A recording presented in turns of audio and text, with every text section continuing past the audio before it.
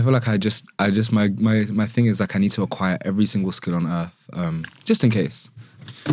That's why I taught myself how to swim, age 6. Is that early? Really early. For most people anyway. Do you know, right? Can you float? That was the hardest fucking thing about swimming. Because there's this massive thing about how like, a lot of black people can't float. I can't float. My biggest fear is going to like a boat party. Oh my God. And because you know how they like literally make you jump off the pool? I would drown. Because I wouldn't be able to paddle for like 20 minutes. I'd be fucked. Yeah. Yeah, I had to learn how to float. I think that's the first thing that I had to learn because I was like, I'm not drowning in this. They say it's a massive thing though, don't they? How like black people can't like swim. My brother can't swim. It's more so an American thing though. Like the whole black people can't swim. Do you know why that is? No. Because segregated pools. So literally like racism once again, but because they would limit access to like pools and stuff like that because it was seen as like a luxury back then. Yeah. So we didn't really have the access, and like if you're living in a town that has no natural bodies of water, you're not going to learn how to swim, are you? But yeah. I feel like me being like 6'6", like I had to really learn how to spread my weight. Like if you see me floating, I'm splayed out like a starfish. I can't just lay there. Yeah, because you're quite tall. Yeah. Yeah, I really have to spread my weight. Do you go swimming often? I used to, but not anymore. They say swimming's the best exercise, don't they? Yeah. Because it works everything. But I'm not an exercise person. Yeah. No, like I work out at home occasionally and like I like walking, but like I don't go out of my way to do it. Yeah. I need to start swimming again, actually. Me and you both. How often do you go out? Oof. That question triggers me. I'm like chronically outside. Like I'd say I go out less so now, but 2 times a week. I used to go out. As in like to the club out, not like leaving the house out. To the club or events or parties, yeah, maybe like 2 times a week. I only ask you because I don't go out very often. My cameraman lives in London, lives in Wembley. So when I come here to do this, I stay at his usually after when he's not on holiday. And so we went out last weekend, went to Watford, Watford Prison. Oh, you ever been? No, and I'm so sorry. So like, I don't really like the music. It's not really a bit of me. Yeah. And we got a booth because one of the girls who he's friends with has a friend that works there. So we got a booth, bottle of Ciroc or whatever, did the trick, but for like 20 minutes because there was like 7 of us. Yeah, it's a scam. Yeah, no, fully. It's like watered down like, as well. 1K for like a table, like we didn't pay for it, in thankfully. most cases, It was a freebie, and I'm not really vibing with the music. I'm not feeling it, and then Bitch Better Have My Money comes on. So I'm like, I'm feeling myself, yeah. But then like, right, here's a petition, right, to like stop doing dance R&B remixes in the club. Just play the actual song. The fucking song, please. So right, bear in mind, right. So obviously it's like blah blah blah blah. Yeah. Louis for T. No. I hate that. Take me with your wallet. The song is good enough act as like it you is. forgot. They'll be like, act like you forgot. There was this guy doing the cha-cha slide. I thought, how are you even moving with the rhythm? Bitch, better have my... Nah. Oh my God, have you seen that thing where apparently, was he white? Yeah. So apparently, the reason that white people's rhythm is so off, like mine's shit to be fair, but I'm half white. Yeah, you got a little. But like, so we being the proverbial black person, we dance on beat, but like they dance to the lyrics. Okay. Which makes sense. If you watch white people make up a TikTok dance, they usually like make it like according to the lyrics. But no, we do it to the beat, which makes sense why they can't fucking dance half the time. No offense, guys. I mean, I literally can't dance. Are you like does it make someone automatically more attractive if they can dance? Would you say? I think I have a thing because I don't date dancers. But not even like a dancer, just like a random guy who happens to be able to dance relatively well. Yeah, that's sexy too. I think it's well sexy. Or just someone like who can't necessarily dance, but like they give it a go, like or at a party and like they just have fun. That's attractive to me. Yeah, I remember I went on.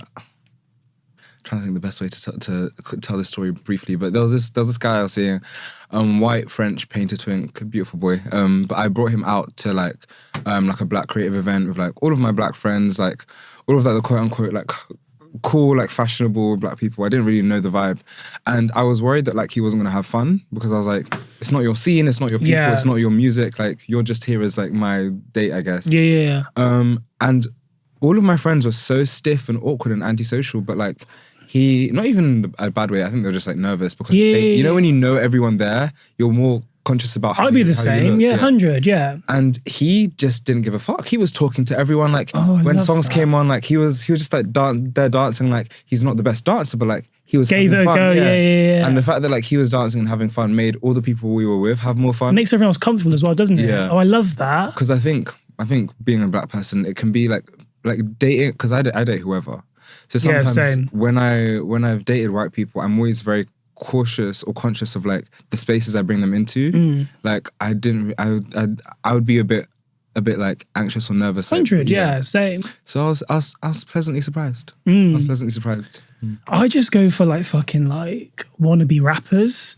Don't talk to me about. Not on purpose though. Not on purpose. Like, I'll be chilling with my man, and then I'll be like, oh yeah, what you into? Oh, I'm a rapper on the side. So okay, you've gone from a 10 to a 4. This is a big point of 10 to a 4. Yeah. A 3.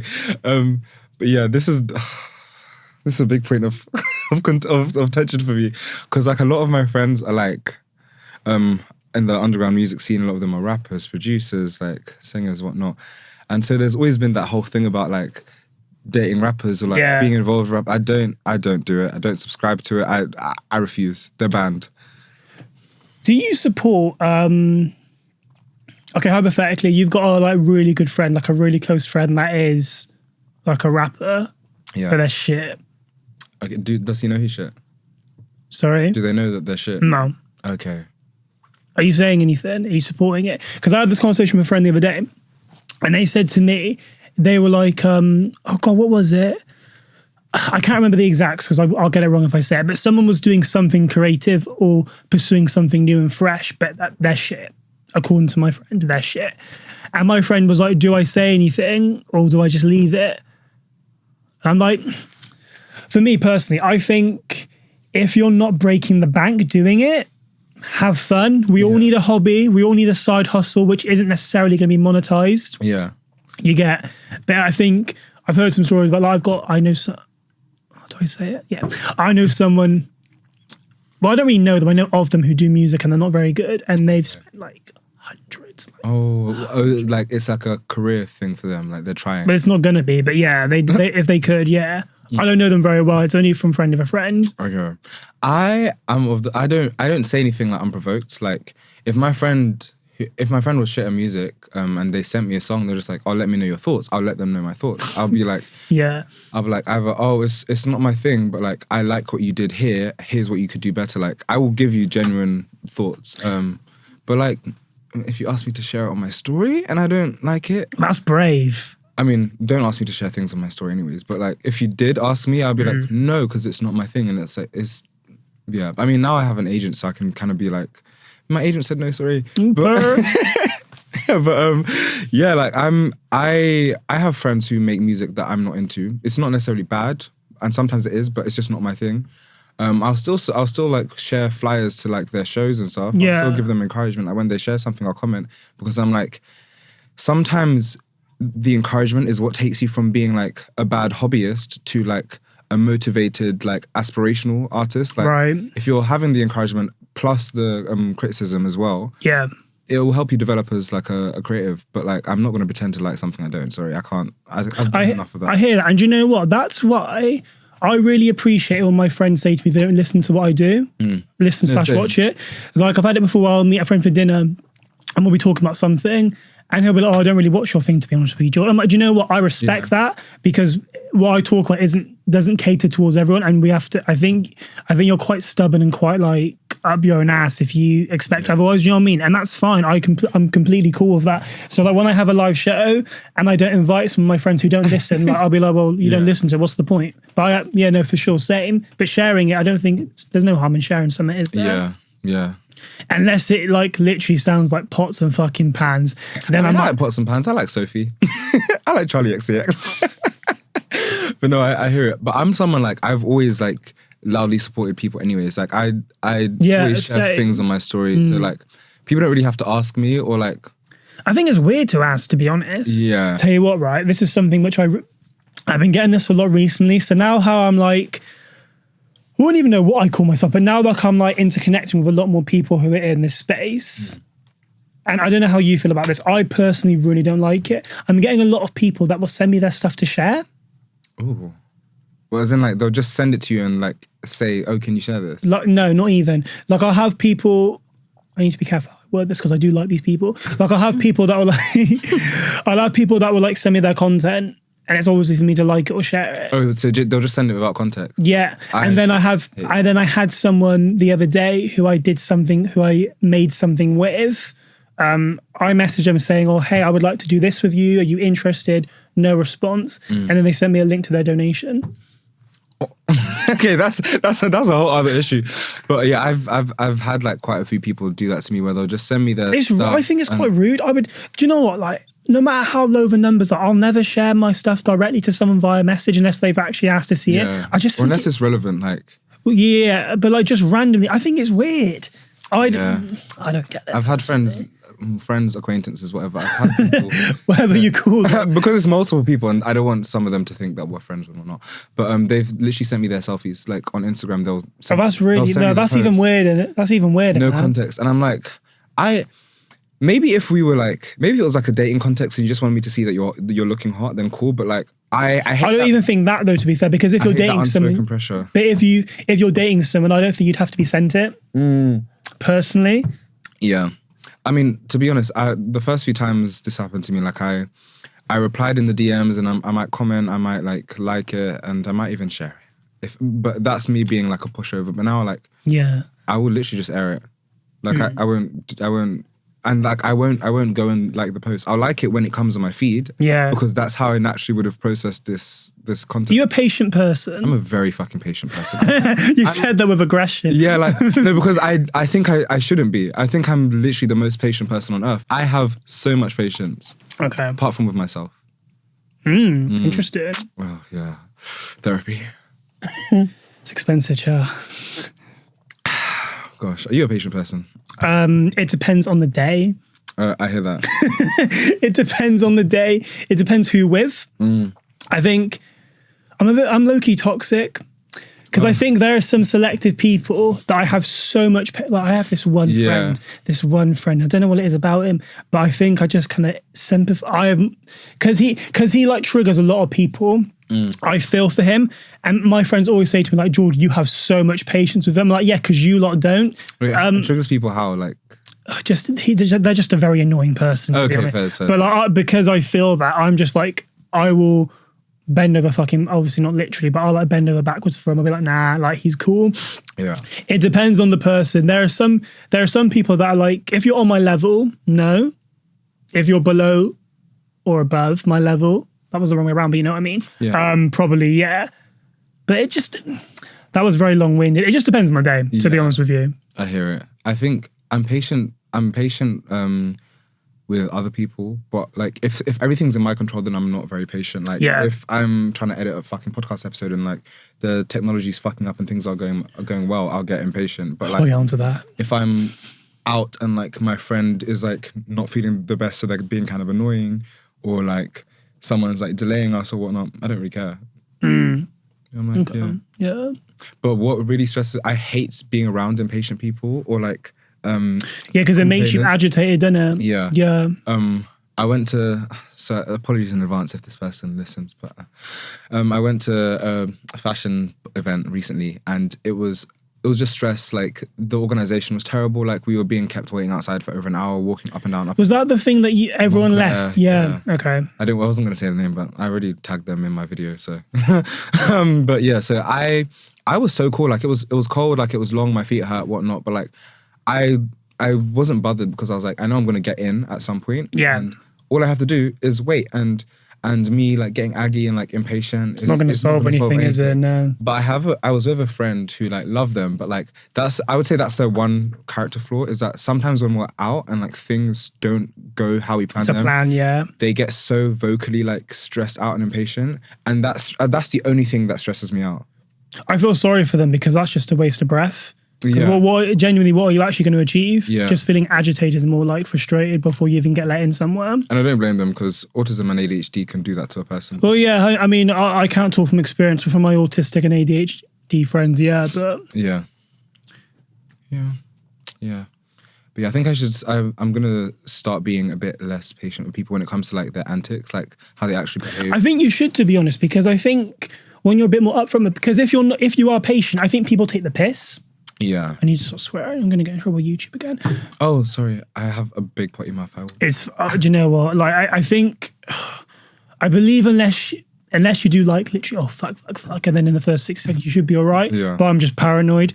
I think, oh my God, what were we talking about? Patience. Yeah, okay, cool, yeah. I think if you're always very patient, people take the mick out of you. Do you get? Whereas if like someone's like dicking you around for whatever reason and you're like, no, step up, sort yourself out. Yeah. Don't piss me about, don't dick me about. Then I think they'll like act up a bit better. Yeah, I think, honestly, I feel like people that I'm not close with, they really respect my boundaries because I feel like, I hate saying stuff like that. No, I don't. It sounds conceited, but like people that I'm not close with tend to be like intimidated by me. So I feel like I don't find you intimidating. I mean, that's good because like I quite like you. Like I don't want you to be intimidated. Thank you. I like you too. But but I feel like people who like don't know me as well because like I'm very outspoken. I'm very confident. I'm very like, I say things as they are. Yeah. Or at least that's how I appear to be. So people very much are very cautious not to overstep boundaries a lot of the time. But people who I've already established connections with, people who like I'm friendly with, they can take the piss a bit because like once you actually talk to me, I'm the most friendly person ever. Like I'm so warm and inviting. Yeah. And yeah, I'm gonna have to like dial that back a bit. Like I've had to. I mean, I feel like I'm a lot more of like a blunt and like confident person now. And so there have been a few situations where people do things and I'll look at them and I'll be like, don't do that again. Like, don't. And that's it. Like, it won't happen again. Yeah. But getting to the point where I'm able to say that has been really, really hard. Progression, man. Yeah. What about you? Do you find it hard to like tell people? No. So jealous of you. No, like I think, do you know what? I'm like, not so much anymore, but I used to be a real people. Same. I used to be a real people pleaser. Stream People Pleaser by Cat Burns. Trying to think, how does the song go? Okay. I'm not very good with humming. Always sounds the same when I do it. I don't even know the lyrics. I just know the people pleaser. I know that bit, the chorus. Yeah, do you know, I'm not going to pretend to sing it. Yeah. No, but I'm a real people pleaser. Like I tried to cater to a lot of people. And I think that like is associated with like being insecure and like trying to get validation of other people. So now I'm just like, no, like I just, hang on, sorry, what was the question? Oh, this is killing me. What was the question again? Would you describe yourself as like, no, do you find it easy to like just say like? Oh yeah, 100%. Because I don't like people that are two-faced. Like for me, yeah, when my friends are very good, to be fair. My friends are probably not the best when it comes to things like that. But like, a lot of people who I'm around, whether it's work or whatnot, people be like, oh, they've done that. Tell them then. Yeah. Tell them. I'm a real believer in that things don't get solved unless you have a discussion about it, unless you like, do you know what I mean, like address the issues. Yeah. So yeah, no, I wouldn't say I do. Yes. But I wanted to ask you a question. We're moving on. So this is, it's not really a segment, but it's something that I always do with all my guests. No, sorry. So my question is to you. What is your type? Because I really enjoy being. I love this question. I really enjoy being a matchmaker. Yeah, and I'm always in the hope that I try my best, and I always like to think there's someone who's watching that might like the look of my guest and be like, Oh, I love that. Yeah, I love it. I don't know. It hasn't been successful so far, but we're still in the first year. Yeah. So let's go.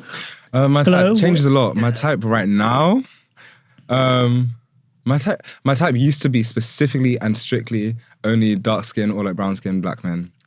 Right, and that was just like the first quota. But now I'm just like, yeah, I will date anyone of any like race demographic, but like preferably like a dark skinned black man or like non-binary person. Creative, they need to have some sort of creative passion which they are actively like pursuing. It doesn't have to be a career thing. This has to be something that they care about and that they're doing. Yeah. I think we need to normalize that. A lot of creatives don't want to monetize themselves. Yeah, and there's nothing wrong with that. No, not at all. Not at all. But I feel like there's so much pressure to like monetize your crafts like nowadays. But yeah, so I want someone extroverted. I'm extroverted myself. Like I've been with a lot of introverts, and that's fine. But like I don't want to have to force you to like come out with me. Do you not believe that opposites attract though? I believe the opposites can be complementary. I don't. Are you an English student? Yes. Yeah. Yeah, I'm a writer. Oh God. But yeah, I want someone who's like they don't have to be as extroverted as me, but they need to be able to like take their own initiative in a social situation, like speak to people, like yeah. I don't think you're asking for too much, to be honest. No, I'm really not. Like I watched Rylane yesterday, and the female protagonist, like she's very chaotic and like takes charge and whatnot. And I feel like because I'm usually I play that role in my relationships. Like I'm the confident one, I'm the social one, I'm the one who is outspoken, I'm the one who takes initiative, I'm the one who's just like, let's go out, let's go here, let's talk to this person, let's do this. And so like I'm non-binary, right? I love embodying like femininity, I love embodying masculinity, I like to have a balance. But I feel like what happens is because I'm usually like the stronger person, the stronger character in my relationships, I end up falling into just like the masculine archetype. I end up being Are you the more masculine out of the two then, are you? When I date, a lot of the time, yeah. I'm pretty sure like almost every time I've dated. I thought you were putting on a deep voice then. Oh no. A lot of the time, yeah. Oh God, I hate when guys do that. But yeah, I feel like I end up playing that role, which isn't necessarily who I am. Like I want to date someone who has a nice blend of masculinity and femininity. Same. So that I can like relax. Like I can be small. Like let me be small and feminine. Like stroke my head. Like tell me where we're going out. Like +1 me to an event. Like sort out plans for me. Like because I do that I plan and take control of every other aspect of my life. Yeah. I want my partner to be someone where like I can kind of like take my shoes off. Like I can unpack. Like I can take my uniform off and like yeah. Yeah, but I also want someone who also has a nice blend of femininity, so that when I do want to step into the more like masculine dominant role, then I can. That's catered for. Yeah. Yeah.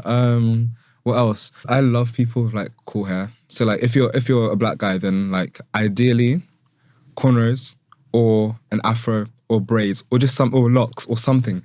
Like I'm trying to move past this bias, but like the stereotypical like masculine black man with like a perfect shape up every 2 weeks, like always like level 1 hair, not for me, because it's not even about the hair itself. I like the hair. It's more so like I feel the like expression and the person behind it. Yeah, and like a lot of like more like masculine black men are afraid of having their hair long, or they're afraid of experimenting with their hair. So it's not so much about the hair for me. Yeah. It's more like, about like I want to see the thought process behind it. Yeah. Like if I knew someone who had locks and then they decided to shave all their locks and like become like a shape up boy, I will still. You'll stand yeah, that. Yeah, because I'm like, I've already seen that you're like kind of like you've experimented like Is because the thing is, right. And this is actually because I followed you for quite a while, I would say. Not to big you up too much. Don't get too gassed. Don't get too stalker. It's giving Joe Goldberg. I mean, he kind of fine, so. And he's like, I'll say it for later, but yeah, honestly, I said to Aaron the other day, I was like, do you know what? I wouldn't mind it if he stalked me. In like a low, not to the extent where he gets killed like the other girls, but like, if he wants to follow me home, that's fine. That's fine. Ooh, I know that's right. I know that's wrong. Right, anyway. Yeah. But like people who I know that know you, people who I know who like know of you but don't know you like I know you, usually refer to you as like the fashion person. Oh, that's so nice. When I was, Martin. Yeah. Yeah. Love Martin. Adore him. Obsessed with him. So before you and Martin did back to back, me and Martin did this last summer. And I don't know how you came up into conversation. You did. And then Martin was like, the fashion person. I was like, the fashion. And I think you're quite well known as the fashion person. That's so crazy to me because I don't see that for myself at all. Maybe it's because the rest of us just basic bitches and we all just like dress quite generically. Do you know what? I feel like that's an imposter syndrome thing for me. But the question is fashion sense a hit and miss? What, like in dating? In the sense, yeah. Oh yeah, that's really important to me. Okay. You don't need to dress like me. We don't need to have the same style. You don't need to dress as well as me. You don't need not to put myself on a pedestal, but as in like, you know, there's no like kind of bar that you need to have. I just need to see that you're making an effort. Like I have like liked a guy on Hinge who was like a complete like goth, like complete like all black, like, and I never wear all black, so that's opposite to my style. But like I could tell that he put thought into his outfits. Like I could tell that like he put thought into like, oh, like I want to wear this accessory because it goes with this, and like I was like, there's thought here. Like you could your style could be like fucking like country rodeo shit, but as long as there's thought behind it, I'm like, yeah, that's cool. Like so there's no preference. I mean, there's preferences in terms of style, but like I need someone who's fashionable. And I need someone who's like kind of like adventurous and like curious about trying new things. Right, noted. Yeah. For the audience, obviously. Yeah, and also someone who likes food. Like I can't date a picky eater. Favorite cuisine? I love East Asian food. That's my go-to. Like that's rare. Really? I feel like that's the food that like I've had the most fun cooking. That's the food that I enjoy eating the most. Okay, noted. Yeah. Preferably someone who has their own house, because I don't know if you find this, Go on. So when you're hang on, before you start talking, is your mum going to watch this? I might send it to her. I don't really give a fuck. Okay, carry on. My mum knows a lot about me. She knows every drug I've ever taken. She knows like most of my sexual experiences. It was one of those things where I was just well, if I tell you everything, then there's nothing for you to hold against me. And yeah, now well, I mean, if it works, it works. Go on then, proceed. Don't recommend, yeah. So what were we talking about? Houses. Yeah, so as a black guy who like, even though my dating history might say otherwise, as someone who mostly goes after dark-skinned black men. So that's usually men who come from African backgrounds, right? And they're usually around my age. And most of us who are of that demographic and my age live with parents. Home. Yeah. Yep. And that's all well and good, but like most of those people aren't out to their families. They're like housing dynamic won't allow them to like have romantic partners, but yeah, especially it being a man, yeah. Which I get, that's cool. And so I don't get. We're in 2023. I don't get. Which is so annoying because I'm like, I can't judge anyone for like living at home because I live at home. Like we're all in the same boat. Yeah.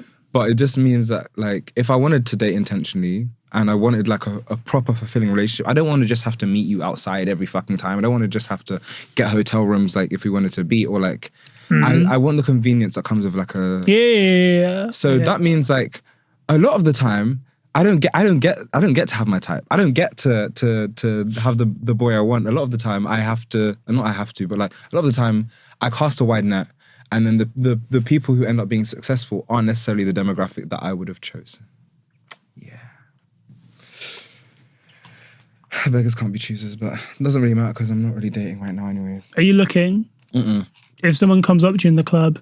Oh, that's fine. Like, people can approach me, but ask for your digits. Yeah, I'm not looking anymore. Like, I've banned myself from... I'm just like... Okay, so I think I've like misconceived this quite wrongly, so I haven't worded that very well, but I've got the wrong idea. So obviously, I live in Gloucestershire. Sorry. It's okay. It's not your fault, child. I live in Gloucestershire. I live in like a relatively nice area, I would say. Yeah. Obviously, nice equals white, right? So I don't live around many black people at all. Yeah.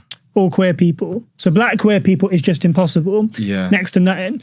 And but I've found recently the few black queer people in my ends I've had contact with. Yeah. But obviously, this is too good to be true. What's missing? Right, bear in mind, my age, nice looking. Yeah. Sexy. DL. Oh, sorry. But you know what, right? And I want to say this like loud and clear just before anyone gets it twisted. If you have a Grindr account and you claim not to be straight, you are lying. Because there's experimenting. You mean claim to be straight? You said not to be straight. What did I just say? Claim not to be straight. You meant claim to be straight. Let me try again. Yeah. I love the shades. Okay. Thank you. When I talk about DLs, I just need a layer of protection. If you have a Grindr account and claim to be straight, like you're just not. Because I'm all for experimenting. I think it's normal, but there's a difference between experimenting and downloading an app saying looking for fun, hung looking for fun, straight looking for fun. Yeah. Like, no. Yeah. Although I will say, I completely agree with you. I feel like with that, I feel like sexuality and stuff like that is so nuanced, right? Example, I know someone who is, for all intents and purposes, straight. Like, on the spectrum, like, they're probably like close enough to like 100% straightness that I would call them straight. Right. However, he has OCD, right? And there's loads of different types of OCD. One of the most prominent in men is sexual OCD, right? So the one of the things with his sexual OCD is he has the obsessive compulsion for prostate penetration. Like, it's a thing, and that doesn't have to come from a man. That's really interesting because I know someone who has OCD and he has compulsive thoughts about having sex with men. Okay, yeah, sorry, go on. Yeah, so my guy's thing is like, it doesn't have to be a man, but it like more often than not, like, he has a lot of guy friends. He's really comfortable talking about his sexuality with like his guy friends. He has like a lot of like queer friends as well. Like, his parents are like very much like hippie vibes, right? Is he black? No. He's like something. he's not like, white, right? He's like I hate the term spicy white, but like he's white, but I think there might be like some Eastern European. Yeah, there might be some like Romani or like kind of Yeah. So yeah, like on occasions, like when we've had parties and stuff, like we've made out, like, but like it's very clear that when we're making out, there's no, like, it's not a sexual thing. We're making out because we're friends and it's fun. But on occasion,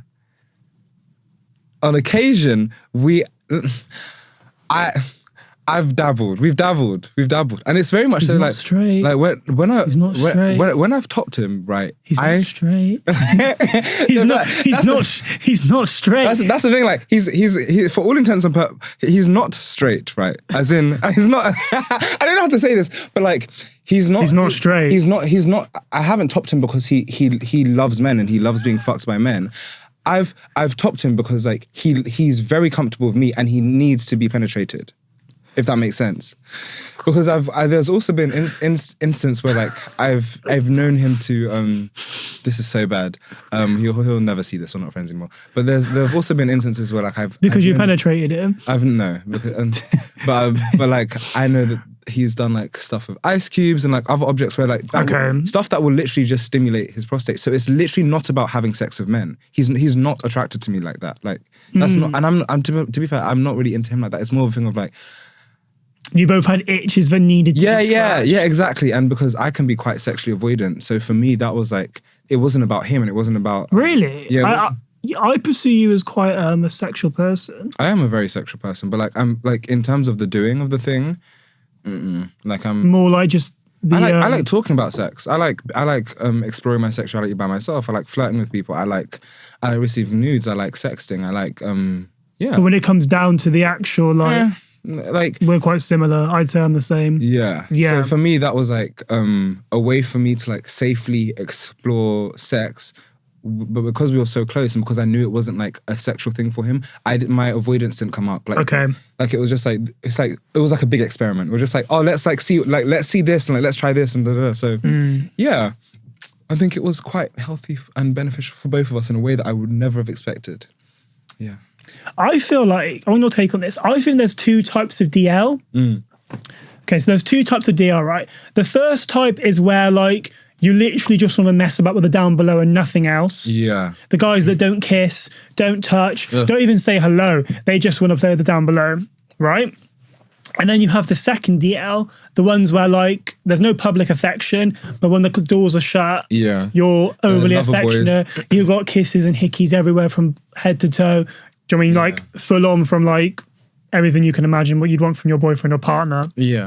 So I think, because I feel like when we think of DL, we just think of closeted, insecure, angry, just everything that's like we don't want in a boyfriend, right? But I think also it's really important that there are actually quite a few guys that are very affectionate. They just, for whatever reason, whatever their circumstances are, they just aren't out yet. Yeah. Do you know what I think? It's really important to establish that. Same. Because I feel like it's so easy. It's like, I've been out since I was 14. Like, And so it's pretty easy for me I wouldn't call it a privilege, but like in terms of like, I have the privilege of like being able to like live as myself, live freely. Like my mum knows, like my cousins know, whatever. So sometimes it can be so easy for me to like look down on like DLs or like not really take into consideration like the reasons why they might be DL. I know that like dating a DL man is not for me. But like I have friends who are like discreet or like closeted, but I wouldn't call them like DL. But like I think I'd have a lot more patience for like being involved with a DL person who like treats me really well, and like you can tell that like they want the companionship. They want the openness. It's just that it's not safe for them, rather than someone who is just like really internally homophobic. And we have to consider that. Yeah, this is the thing, and I think like I have more patience for DL guys that are like relatively tame, give you the affection you need / want when it's behind, because I'm not a public affectionate person anyway, so it doesn't really I don't like it. Hand holding, kissing in public. Don't piss me off. Oh yeah, we'd never yeah. I just don't like it. I never have, I never will. Part of me thinks but then part of me thinks, is that because I haven't met the right person I want to be affectionate with? I think that sometimes. But do you feel like, because you came out at, did you say 18? Yeah, and like you don't live in like a big city or anything. Yeah. I feel like, and forgive me if I'm overstepping. Go on. I'm not your therapist, but like I feel like I used to hate PDA, right? I used to fucking hate PDA, even though I've been out for like pretty much my whole teenage adult life. But when the more secure I felt in my sexuality, the more chances I had to like express my sexuality and play it out in real life situations. Like the more confident I've gotten like presenting queerly in like masculine and heterosexual spaces, in like public spaces like shops, like cafes. The more like I've sort of like role played with that, the more I've started to like PDA. Now I love PDA. I think the environment that I'm currently in definitely has a factor, 100%. Like obviously if I was at a Pride event, I'd love to think that and I had a boyfriend, I'd love to think that I could be really like careless and just do whatever. But yeah, maybe. That's beginning of the year. Have you ever done PDA? Like no. Oh, so like you've never tried it, and you just. I remember when so I've only probably dated one person. I went out for dinner, and he like grabbed my hand. I literally said to him, like, look, right, give me your hand. Try and touch my hand, right? Try and grab my. What are you doing? Like, move your hand backwards now. Oh Don't my God. be stupid. Don't be dumb. How did he react? Looked like he was going to cry. Yeah, you fucking... Oh. He hates me now. He hates me now. Oh, did you see each other again after that? Oh yeah, no, loads of times, but he hates me. Oh, that makes me really sad, because like the way you made him feel is exactly how DLs make us feel. Like just because you're out doesn't mean it's not the same effect. No, agreed. Yeah. But I do think that's something that needs to be spoken about before. Like, I recently dated a guy, and if sorry, is this the guy that you told me about that came on my podcast? Okay, yeah. So big up. Yeah. So I don't even know if he'll listen to this, but yeah, he hates PDA. Like he hates PDA, but then when we went to this restaurant, the chemistry was really good, and like we sort of like we took baby steps. Like there was, you know, like when you laugh and then you like touch someone because you're laughing. So like that's cute. We laughed, like, and then like I touched his hand, and like it was just like a small touch, and then like I eventually pulled away, and then throughout the day, like by the end of it, we were like leaning on each other on the tube, like arms around each other and stuff like that, and. That's cute for you. Yeah, I love PDA, guys. If you wanna lips on the tube, then. Fucking hell, we're gonna move on. So I've got to say, will never work. In another life, maybe. Yeah, but I don't feel like podcasters should date, anyways. Why?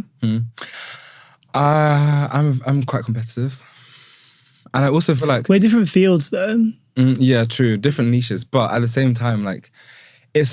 If two people are in a relationship and one person is a podcaster, that means only like maybe like 25% of their relationship seeps through onto the podcast, and the rest you can kind of fill in the blanks.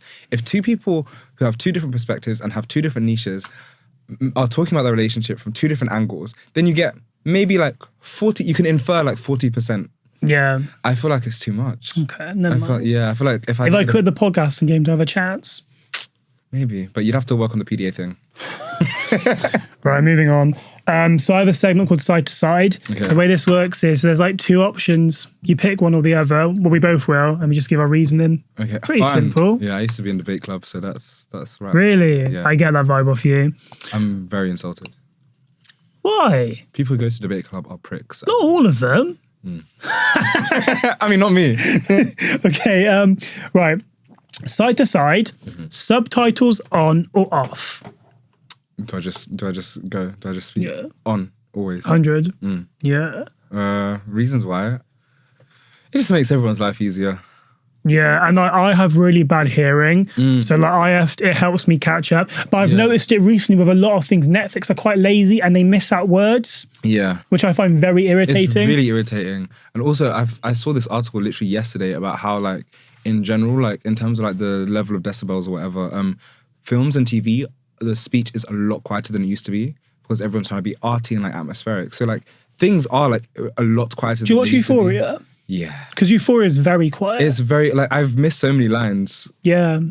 But yeah, I feel like subtitles should be a given, especially in cinemas. Like, you shouldn't, as like if you were like hearing impaired or like deaf, like you shouldn't have to specifically book a screening that has subtitles to fully enjoy a film. It should just come with subtitles anyways. I think it's a Gen Z thing as well, to be fair, because my parents hate subtitles. Yeah. My mum finds it very annoying. Like, because when we watch things together, I can't not have them, Yeah. especially on Netflix. My mum hates them. So does mine. They probably get on, to be fair. Yeah, I feel like our attention spans are fried, and that's probably why we need to be reading whilst we watch something. That's Gen Z though, isn't Yeah. it? Okay. Visual podcasts or audio podcasts? Okay, I almost exclusively listen to audio podcasts, but like for certain podcasts, like the Receipts, I love the visuals. So Does the Receipts have visuals? yeah, they've had Where? visuals for like Where on do you- Spotify. Oh, okay, right. Yeah. Okay. So like because I usually listen to podcasts when I'm doing other things, like if I'm washing the dishes, if I'm like editing a video, like it's just like on in my ears. I need to be able to do something else. At the point where I have to sit and watch and dedicate my whole I can't just be watching a podcast. I can't. I just can't. Okay. I think it very much depends. So like comedy ones I quite like to watch. Yeah. Like my favorite podcasts are very different. So Busy Being Black, which I couldn't imagine watching because it's just so like, it's quite serious, isn't it? Yeah. I love it. Josh Rivers, if you're watching this, I adore you. He's great. I've actually recorded something with him which comes out in a few weeks. Oh, nice. Very nice. excited. We have a screening for the short film that we did 2 years ago. It's coming out soon on Trans Day of Visibility. Oh, you guys both on it? Yeah. Oh, So Ricky. I'll send you a link to that. Yeah, please. So that's exciting. But then, like, I think of like cocktails and takeaways. Yeah, I need visuals for that. Do you know what I mean? Like, I wouldn't be able to listen to it. I think my ears will probably like fall off, to be fair, from the laughter. Yeah. But I think it definitely differs. But because obviously we all have very short attention spans, unless it's like very like documentary style, like and like historical, I think I have to watch it. Yeah, I feel like I like watching when there's like maybe like a guest that I'm not that familiar with, or if I'm not that familiar with the hosts. Then I'm like, oh, I need to be able to see them to like empathize with them, get used to them. Yeah. Because like I need to understand how they talk, what their mannerisms are like. But like if I'm listening to Receipts, like I've listened to every episode at least 6 times. So I'm like, I know how these people would be interacting in the room. Okay. Piercings or tattoos? Piercings. I have no tattoos. What about on other people? Piercings. Like if someone had no piercings and just had tattoos, I think that would kind of put me off. I like tattoos. But like, Did you get tattoos? Oh yeah, I want to get glow hard here, so that when I'm punching people, that's the last thing. Do you get into fights? No, I'm not a fighter. I'm a killer. Sorry, I've been watching too much You, but no, I don't fight anymore. Joe, is that you? No. I'm gonna say. I mean, I don't have any tattoos. I have piercings. So annoying, right? So I have to grow these back at the moment. So one like, Why do you have to grow? because basically one grew back and literally, you know, like where you can like re-pierce it. Yeah. It's that growing back, it wouldn't work. So I thought if I grow both of them back, I'll get them pierced again at the same time. Yeah. And also I have this. I'm too scared to get tattoos. Really, the pain. Did you have a low pain threshold? It depends with what. Okay, what about the guys that you go for? Like, do you usually go for like pierced guys or tattoo guys? Neither, to be honest. Fairs. But that's not like on purpose. Maybe it's subconscious. But yeah, neither. I've never really dated anyone with loads of tattoos. I've never really dated anyone with loads of piercings. Just like your average lobes, really. Fair. But I don't count lobes as like... Yeah, they're not like... It's just standard. Yeah. Do you know what I mean? I love a guy with like a little nose stud. It depends, because some people look fucking ridiculous, but some people look really fit. Black men with nose studs, beautiful. Who's your... Are you on for celebrity crushes? I find it hard, but I'll give it a go for you. Have you got one? People that come to mind, Jordan from Love Island. Like, who's Jordan again? What's his fucking name? Jordan from Love Island. Who the hell's that? I can get his name really... From like 4 years ago. Yeah. The one that dresses really well. Yeah. Jordan Humes. Jordan Humes. He's like, gorgeous. He is like, his style... Yeah, and the way he carries himself, because I've seen him like at events. I love his like style evolution. He's really friendly. Like, I don't know him personally, but I know people who do know him. Okay. Like, he's like one of the nicer like influencers. He's gorgeous. Dami from Love Island. All of my celebrity crushes are pretty much Love Island. He's also gorgeous. Yeah, have you met him? Huh? No, I haven't met him. I was meant to go to India's birthday, but I was tired. Yeah, he's someone like I love his style evolution. He's funny. I love a funny guy. I love a cheeky guy. Like I like flirts. I'm a flirt. Like, okay. I love that. Like, is like aside from Dami being involved with India, like he is just naturally like he's a very charismatic, flirty person. And like that's cheeky. Yeah. Ikenna from Love Island. Love his nipples. Can't say I've clocked onto them. I love men's nipples. I just like the bigger the better. The more prominent the better. But not like... Anyways. If it works, it works. Yeah. Okay, cool. Fair. Yeah. For anyone who doesn't know, mine is Daniel Kaluuya. Obsessed with him. Think he's so fit. I would die for him. Santan Dave. I'm too scared to say Daniel Kaluuya because I'm very scared that we might be cousins. Are you Ghanaian? Ugandan. Is he Ugandan? Yeah. I thought he was Ghanaian. No. Oh. Yeah. Are you fully Ugandan? No, half. What's the other half? Nigerian and Cameroonian. Oh, interesting. That's a cool mix. Not too sure the percentages, but mostly Nigerian. Yeah. Yeah. You know, that's about Nigerian men. I love Nigerian. I also love Nigerian men. Yoruba men. But I'm Jamaican, so I guess I don't count. Right. Live action or animation? I'm gonna say animation. You're quite into anime, aren't you? Is that you? Yeah. I quite like anime. My favorite film ever is Paprika by Satoshi Kon. It's the film that inspired Inception. Right. Very cool. Definitely have seen it. You definitely should. Have you seen My Friend Totoro? That's like one of my faves. That is so cute. Yeah. I love that. I love all of the like Studio Ghibli kind of stuff. Yeah. What about you? Live action or animation? Oh, it depends. I feel like I hate when people say that answer. It depends. Live action, I'd say. I don't really have a reason for it, but I just don't think the only animation that I really watch like actively now is Big Mouth. Oh, fair. Do you watch Big Mouth? I used to. Have you stopped? Yeah. Did you get to the episode, right? Did you get to the episode where the guy starts kissing his cousin and then like the whole like island sinks? You know Andrew? Yeah. So they go on a trip to Florida, right? And Andrew starts kissing his cousin. So his mum and dad... Did he know it was his cousin? Yeah. So his mum and dad walk into the room and then mum's like, Andrew, stop kissing your cousin. And then they drive away and the whole island just sinks.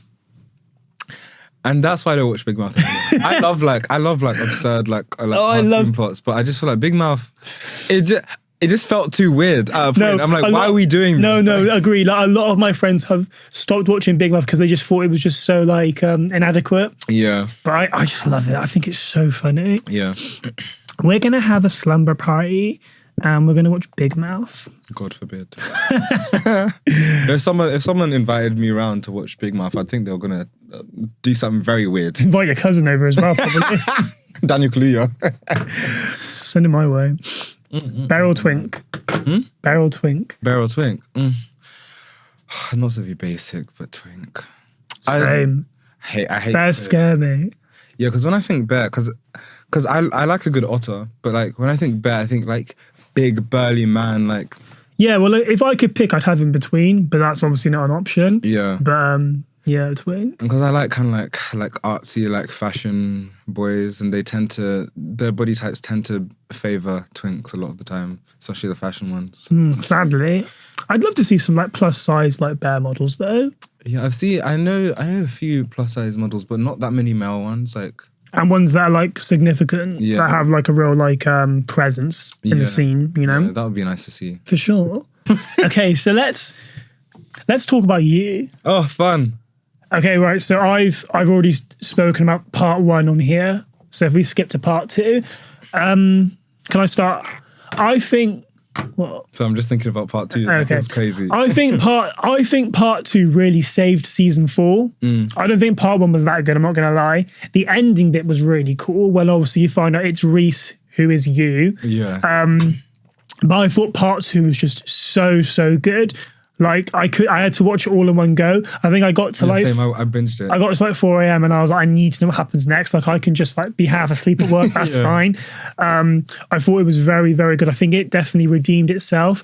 Joe Goldberg, I love you. That's a crazy. What's his name? Penn something. Oh God, what's his name? Penn Badgley. Penn Badgley. Like me and you and I. He really warmed up on me. Like.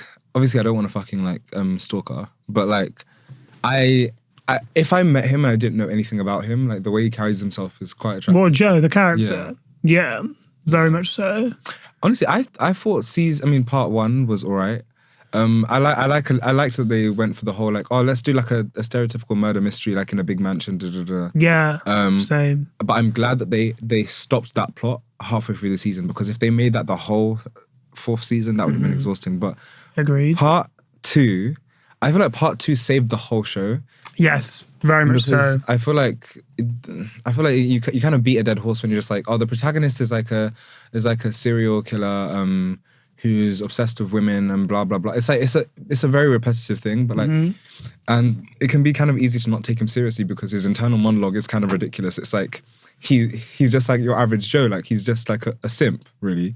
But like I feel like the second half of season 4 just adds so many layers of just like, he's so sinister. Like this whole time he's been a lot crazier than we thought, because before he was a serial murderer who he had some sort of logic, like as in like he's not an insane person, like he's a very logical person, like these things make sense to him in his head. But then season 4 was just like, oh no, like he's batshit, like very much so. Batshit. I think, you know, and he's still though, he's so clever.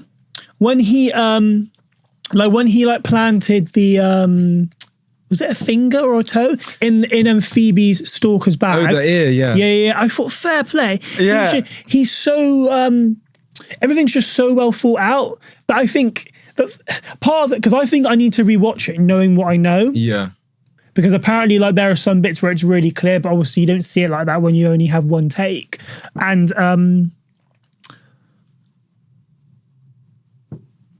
I don't know. I just think he's so clever, yet he couldn't figure out he was on his. He's so clever, yet he couldn't figure out he was the one playing tricks on himself. Yeah, and I love that though, because I love that. Yeah, smart people usually can't outsmart themselves. I think the one bit that I really, because I loved the second half, the only bit that broke my heart was Nadia. That really, because I thought he was going to pay her off. Yeah, so I thought this would be like, because remember, I don't know if you remember in season 1 or 2, Jenna Ortega's character, when the girl who plays Wednesday, she played the little sister of like his next door neighbor in season 2, and he ends up killing her sister. But then like, because he realizes that like, because her sister was her guardian, because he realizes he's fucked up this kid's life, he like helps her like move away to like a safe location. And then like he is constantly sending her an allowance. Like even now, I'm pretty sure he's still sending her an allowance. Yeah. So I'm like, okay, at least he fucked up her life. Is the sister aware? No, she doesn't know that he was the killer. But like, so like, yeah, he fucked up this kid's life. But like he still like kind of like provided for her and like tried to make sure that she. This is why it's hard to hate him, because there are some things he does and you think, because he's a kind person. He's very kind to those that he loves. Yeah, he believes that he's like a good person, and he thinks that the things he's doing are good, which is why I hated the Nadia thing, because the way he spoke to Nadia, like, showed me like, oh, like, you are trying to scare her. Like, he, like, before, when Joe was killing, it's like he believed that he was doing the right thing, and that this killing was just like an inconvenient consequence. But like with the Nadia thing, I'm like, you didn't need to do that. Like, you were being malicious, like, and you know that you were being malicious. And she would have kept quiet. Yeah, her and that boy. Yeah, like, you know exactly. Like, that's the first time that Joe knew that he was doing something bad and chose to do something bad. Yeah, like, like, it kind of ruined the character for me, which is good, because I feel like he needs to be a villain. He needs to be like a bad guy who's choosing to do bad things. Do we think, okay, I'm trying to think before we go on to this. The only character who I can say that I probably love hand on heart is Lady Phoebe. Oh, I love her. Tilly Keeper. She's so talented. I one day hope to meet her. Do you watch EastEnders? Yeah, I used to. Great actress. I think she's done so well. But the girl who plays Nadia, she was on it as well at one point. Yeah. And she was on, do you watch Dumping Ground? Yeah, Cameron, yeah. I think they've both done very well, so I'm really happy they've got that recognition. I think that's great. I like the guy that plays Reese. I think he's really cool. He was so sexy. Very. Very. Which is weird, because I don't find his actor sexy in real life. Really? There's a lot, I have that with like a lot of people, where like, I find the character sexy and they look sexy on camera, maybe because of the depth. When I see pictures of them like, outside of whatever show they're on, it does nothing. Yeah.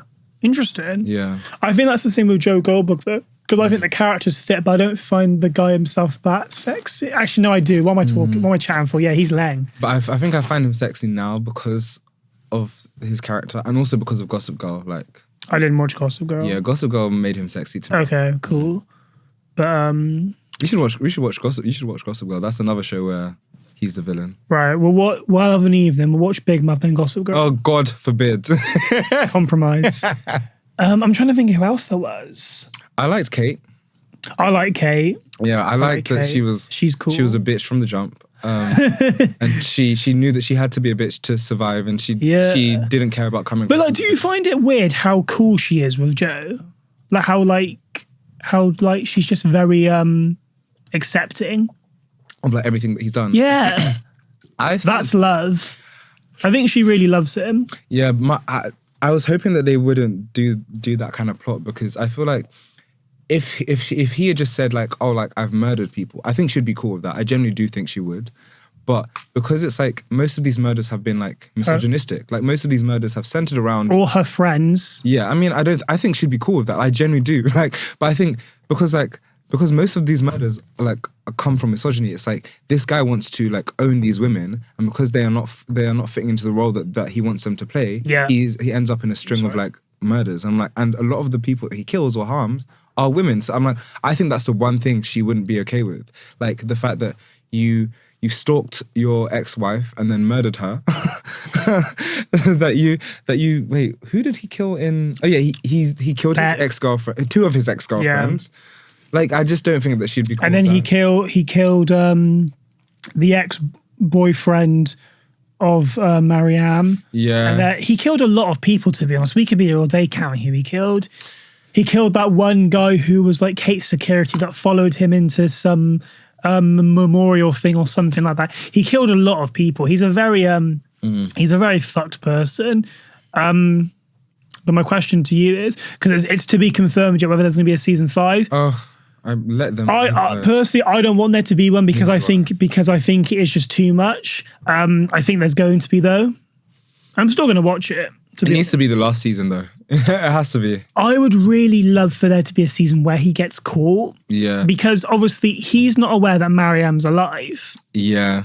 Which I think could be quite interesting to play with. Yeah. Because I think surely once she clocks on that this girl has gone to prison for something she didn't do, she's going to be like, oh crap. Yeah. But at the same time, is she going to risk being away from her daughter again? So I'm in a two state of mind. Yeah, I think I mean they probably will do season 5. They will. I would love it to be more of like a kind of like corporate, like rich kind of setting, because this show, I mean, this season was like, okay, we're with the wealthy now, but like now he's with Kate, and Kate has so much like corporate industry pull. I feel like it would be really cool if they did like a kind of like kind of like corporate espionage kind of season. I would love for Jenna Ortega's character to come back because that's a loose end that he didn't tie up. And I swear there was a little boy in season 1. Yeah, the oh God, who was it? It was a boy in his apartment block, wasn't it? Yeah. I don't know what the link was, to be honest with you. Yeah, and I remember. Did he look after him, like babysit him, maybe? Yeah, he was kind of like mentor figure for the boy, and I remember. Wasn't the mum and didn't the mum have like a really abusive boyfriend or something like that? Which reminded Joe of himself, and I remember that when Joe initially put Beck in the cage underneath the library, the boy knew. He found Beck and decided to leave her there because he didn't want Joe to get in trouble. So I'm like, that's a loose end that needs to be tied up, and that can be easily recasted because he was a kid. Jenna Ortega's character is still somewhere out there being funneled money by Joe, and I feel like she might piece together that he had something to do with her sister's death. And then you have Marianne, who is another loose end. I'm like, I would love like a season where like maybe like Jenna Ortega's character and like Marianne, they like come together, team up, like prove Nadia's innocent, get Joe caught, whatever. Yeah. Because the thing is, right, the way I see it is, if there wasn't going to be a season 5, they would have said already.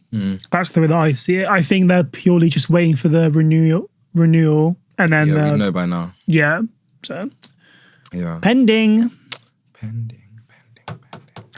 Okay, right. So, big up to your friends sending things in last minute.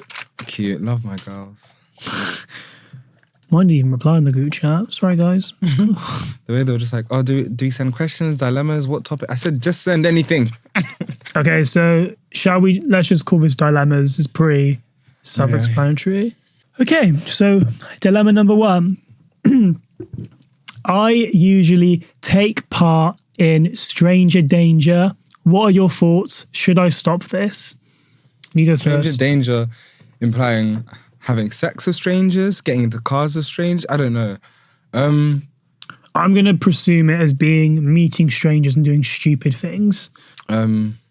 I mean, I'm not going to tell you not to do what you're going to do anyways, but like, be fucking vigilant. Like, don't be a fucking idiot. Like, like if you're going to go meet a stranger, have your location on and send it to a friend, and send your friend like details. Or meet in a public setting. Yeah, meet in a public setting. Ask them to take a photo of that ID and send it to your friend. And if they refuse, then you don't need to be meeting them. I like that. Actually, every time I've hooked up with a stranger, I always take a photo of their license plate and ID, whether or not whether or not I ask, but like address, ID, license plate. If I'm lucky, passport number. Like, and I'll just send it to my friend. Or, I'm just too scared to meet strangers, to be honest. Yes. Not so much when I was 18. That's the one. When I was younger, I didn't give a fuck. Do you know what it is though? I think when you're like a young queer and you haven't had that much exposure to intimacy, you're seeking validation. You are, aren't you? Well, I think you're seeking validation. Therefore, you're willing to put yourself in these really stupid situations and scenarios because you've never had that before, and it's like it's the adrenaline, the excitement. Yeah, you're like intrigued by intimacy, which a lot of us didn't have when we were younger. Do you know what I mean? So like when you've got a Grindr account or when you've got some kind of access to men to do whatever with, you jump at the chance, don't you? Yeah, and I feel like honestly, like sometimes like that's kind of the only way we know how to get it, because which is quite sad. In secondary school, like I was pretty much the first guy to come out as queer. Like in the history of my school. 14's very young, I would say, though, to be fair. And so like, and to their credit, a few other people did come out, but like, it's not like I could just go to school and like have a plethora of like openly like and comfortably queer guys to like explore the need for validation with. Yeah. And then when I went to uni, it's like Where'd you go to uni? I went to Brighton and then I went to UAL. Where's UAL? Is that the arts one? Yeah. Okay. Brighton was cool. There was quite a few like openly like queer guys, but like they were either my friends or they weren't my type. So again, going on Grindr to find my type, which worked. Yeah. UAL was great because everyone's an artsy, creative, queer. I'm AMNT AMNT. into scat, but I have an aversion to douching. I have IBS and my diet is far from fibrous. Thank you. Douching is very uncomfortable and tedious for me. I wish it was more acceptable to have sex without douching. I mean, after, or how messy can it get? My dilemma is, how do I get tops on board with this? Some guys are really into it. I've met a lot of guys but I'm not personally. I think it's a bit, but then I think you have to accept that if you're having anal sex, there's a chance whether you douche or not, some shit's going to come out. Like you just have to Shit accept happens. it. Literally. You have to accept that. But there are guys that are into that. Yeah, I mean, honestly, if you're not into scat, I wouldn't recommend you like actively seeking out guys who are like into scat just so that you don't have to have shame about not douching. I would just communicate with the people that you're sleeping with, like, hey, like I have IBS, like I did my best to clean down there, but like that like shit happens, and like if anything happens, just know that my stomach's moving mad today. I've never douched when I've bottomed. I've never douched in my life, but when I have bottomed, I've made sure to like empty my bowels before, taken an Imodium, like clean down there as much as possible. Like Taz and Rasham were telling me that you can take a fiber pill. Yeah, I've never heard of this, but apparently there's a fiber pill you can take and it like flushes everything out. Yeah, like I've never actually, no, I did paint once, but that was literally God, I'm sorry, I'm exposing myself. Cut out if need to be. That's cool. Like, I did paint once. I'm saying it because there's no shame in it. Like I used to have really bad IBS as well. Okay. And one time I'd gone like drinking with friends. I wasn't expecting to have sex because that's not something I do often. And I was feeling very spontaneous. And then I decided to go on Grindr. And then this guy got me an Uber. And I wouldn't call myself a bottom. I'm not. Like, it's just not me. But it's something that I enjoy and I do occasionally.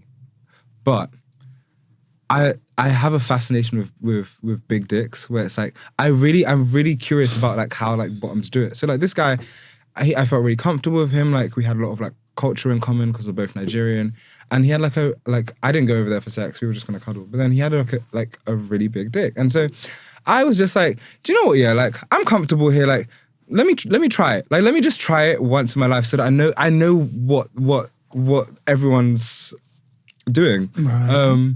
And I'd warned him beforehand, like I was like, I've drank alcohol today, I'm having a really bad IBS day, and yada yada yada, and I didn't prepare, but like, so like shit might happen. And then he was like, that's cool. And then shit happened because it was too big, and like it irritated my down there. And shit happened, and there was no shame about it. We laughed about it. He cleaned up, and looked after me afterwards. Like I feel like, honestly, if you're having casual sex, you don't need to be having sex with anyone who would shame you about a normal bodily function. Agreed. As you communicate. Agreed. Yeah. I think this is for you. It definitely isn't for me. What are you looking for in a partner, and are you dating right now? This is definitely one of your fucking friends. We've spoken about what I'm looking for in a partner. Yeah. You're not dating. Creative. Physically, I like a pretty boy. Big lips, big eyes is nice.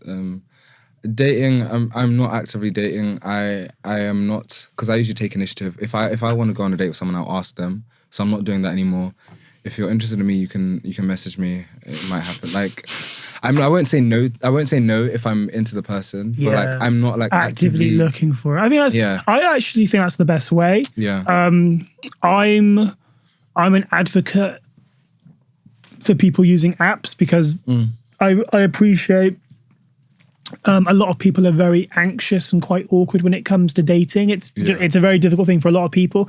And I think because we've normalized apps, it gives people a lot of ease and a lot of comfort. Yeah. So I'm very much for that. However, I'm not actively looking. So it's not really...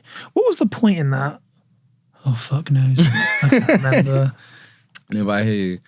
And I think, I feel like because I'm like usually the confident one, Like, if I'm interested in someone, I'll make it known, and then I will ask them on a date. Like, I'm very to the point. I'm not scared about doing that. But a lot of people who are into me are scared of doing that. Like, do you know what it is though? I think because we've become very well known to publicly shame people. I think that's more what it is. Yeah, people are so scared of rejection. Like, have you seen it where like people were like, I remember, was it Rashawn that shared it?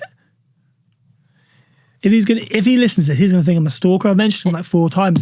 But I think he did a video where like someone had gone up to someone asking them out, and someone else had recorded it mocking it. And I thought, are you dumb? Like, what do you actually achieve out of mocking someone? If anything, I've always said this, I will always big up and admire someone who goes out and sees someone they like in person, asks them out. Yeah. I remember I was at a gig. Did I say this last week? I can't remember. I was at a gig and I saw this guy who went up to this girl. Was, not to sound weird, you're having a good night. Do you have a boyfriend? The girl was like, I do, sorry. And the guy was like, okay, sorry, have a good evening. Walked off. Well, do you know what? Fair play, mate. You've got bigger balls than me. I couldn't do that. Yeah, like, honestly, but I feel like a lot of people fear rejection, which I don't, so... Yeah. But, like, I feel like the only way to stop fearing rejection is to put yourself in situations where you might be rejected. Oh, yeah, of course. Are you a good wingman? Oh, I'm a great wingman. Oh, my God, you can be my wingman. But I have a rule. I mean, it's not a rule. It's just I don't like being people's wingman. Like... Okay, so, right, hypothetically, when I move to the city, well, not the city, Reading, but when I move next, when we're neighbours, we go out, I see you glow. Oh, that's fine. If we're out.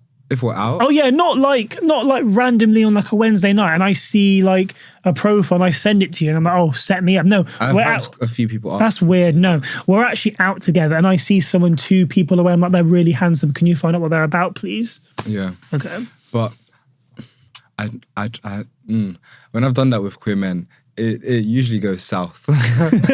How so? Because again, I'm confident, I'm charismatic. So they misinterpret and think you're the friend.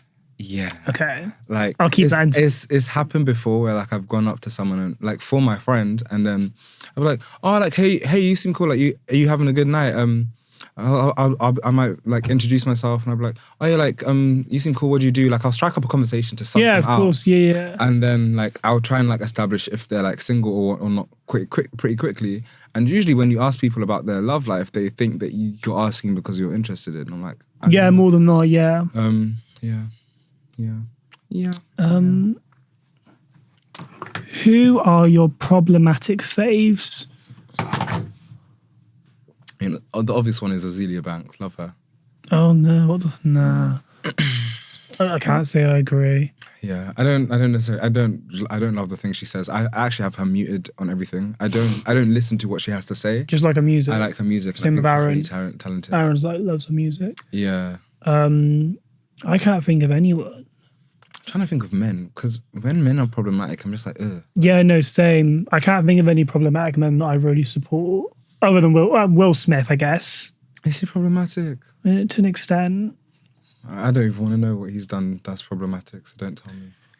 Any women that, I mean, I support women's wrongs. I don't want to say, because the internet's very scary. That I can think of one woman in particular who's like problematic, and she's my fave, but she's not my problematic fave. Don't say. Hang on, can you we'll cut this out. Who is it? Oh, okay. Whereas like she's not my problematic fave because I don't forgive the things she's done and says and the way she behaves. I don't like her personality. I don't like her character. Neither. I love her music. Same. I can't think of anyone. I don't even think she's that problematic. Yeah, I wouldn't call her problematic. My problematic fave. My problematic fave is Lonnie Good.